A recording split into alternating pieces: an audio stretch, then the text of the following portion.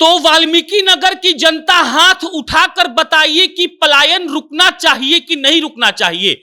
और इस सवाल को जैसे ही तेजस्वी यादव बगहा के मैदान में पूछते हैं, वहां पर खड़े लाखों लोग एक साथ हाथ उठाकर कहते हैं कि जी भैया, पलायन तो रुकनी ही चाहिए। और उसके बाद तेजस्वी यादव फिर कहते हैं कि तो वाल्मीकि नगर की जनता हाथ उठाकर बताइए कि नौकरी मिलनी चाहिए कि नहीं मिलनी चाहिए। और इस सवाल के बाद फिर से वहां पर मौजूद लाखों लोग अपना दोनों हाथ उठाकर कहते हैं जी भैया, नौकरी तो बिल्कुल मिलनी चाहिए। और उसके बाद तेजस्वी यादव फिर कहते हैं कि वाल्मीकि नगर की जनता दोनों हाथ उठाकर बताइए कि कल कारखाने खुलने चाहिए कि नहीं खुलने चाहिए। और इस सवाल के जवाब में भी वहां पर मौजूद लाखों लोग अपना दोनों हाथ उठाकर तेजस्वी यादव के हां में हां मिलाते हुए कहते हैं कि जी भैया, कल कारखाने भी खुलने चाहिए।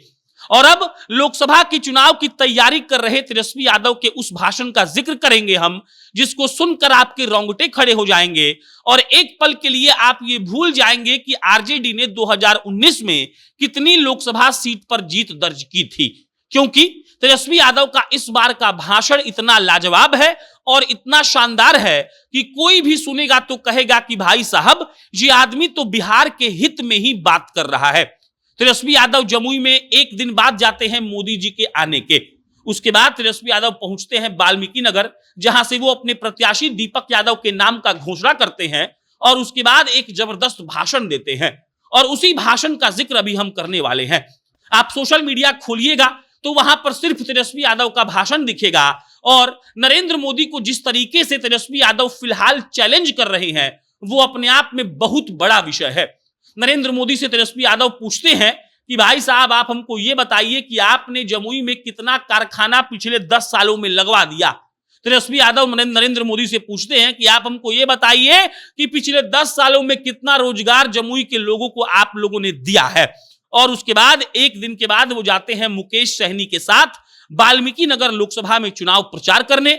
और वहां का भाषण तो ऐसा है कि मत पूछिए। तेजस्वी यादव समझ चुके हैं कि जनता के दिल में कैसे घुसना है और तेजस्वी यादव ये भी समझ गए हैं कि मंच पर ऐसा क्या कहना है जिसको सुनकर भीड़ बेकाबू हो जाती है।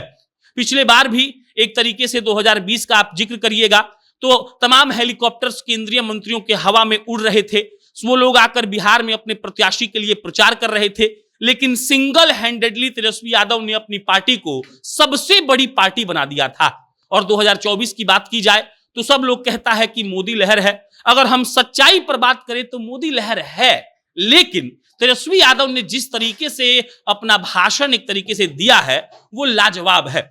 वो जहां भी जा रहे हैं लाखों लोग उनको सुनने आते हैं और तेजस्वी यादव उन लोगों को बिना निराश किए ऐसा ऐसा जुमला देते हैं जिसको सुनकर वो लोग झूम उठते हैं।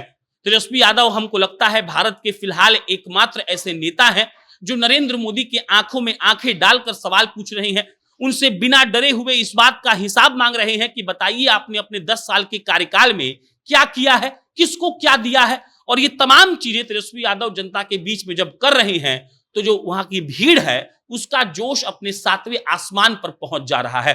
तेजस्वी यादव वाल्मीकि नगर कह लीजिए, जमुई कह लीजिए या इससे पहले पूर्णिया कह लीजिए, जहां जहां भी गए हैं उन्होंने अपना झंडा गाड़ दिया है और उन्होंने उनको ये बताया है कि उनके अंदर ऐसी क्या बात है जो बिहार के अन्य नेताओं में नहीं है। मिला जुलाकर तेजस्वी यादव अपने आप को ऐसे साबित कर रहे हैं जैसा लोग उनको कह रहे हैं। पिछले 4-5 सालों में जिस तरीके से तेजस्वी यादव परिपक्व हुए हैं वो अपने आप में बड़ी बात है। और फिलहाल जो 2024 का लोकसभा चुनाव सर पर है, पहले चरण का चुनाव तो कुछ दिन बाद हो ही जाएगा, उसको लेकर जो तैयारी तेजस्वी यादव की है वो काबिले तारीफ है। और जिस तरीके से वो नरेंद्र मोदी को चैलेंज कर रहे हैं वो भी शानदार है। आप क्या सोचते हैं कमेंट बॉक्स में बताइएगा। बहुत बहुत धन्यवाद।